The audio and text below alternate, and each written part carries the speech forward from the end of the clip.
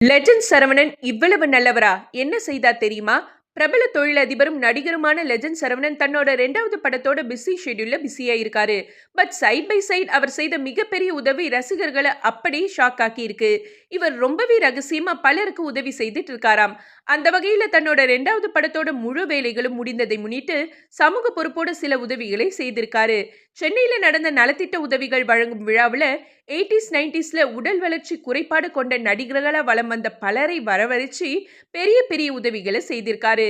மேலும் மாற்றுத்திறனாளிகளுக்கு உதவும் வகையில அவங்களுக்கு தேவையான அனைத்து வகையான நலத்திட்ட உதவிகளை வழங்கியிருக்காரு லெஜண்ட் சரவணன்.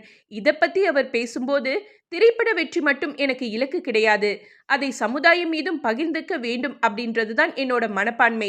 மேலும் மாற்றுத்திறனாளிகள் அவங்க வாழ்க்கையில முன்னேறணும், அதுக்காக என்னோட பங்களிப்பை தொடர்ந்து வழங்குவேன்னு ரொம்ப உறுதியா பேசினாரு லெஜண்ட் சரவணன்.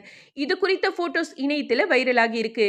இதுக்கிடையில மறைந்த கேப்டன் விஜயகாந்துக்கு பிறகு லெஜண்ட் சரவணன் தான் அவர் எல்லோரையும் சாப்பிட்டீங்களான்னு கேட்பாரு, நிறைய பேருக்கு பல உதவிகள் செய்யறாருன்னு கத்தி கத்தி பேசி கூல் சுரேஷ் பரபரப்பை ஏற்படுத்தினது குறிப்பிடத்தக்கது.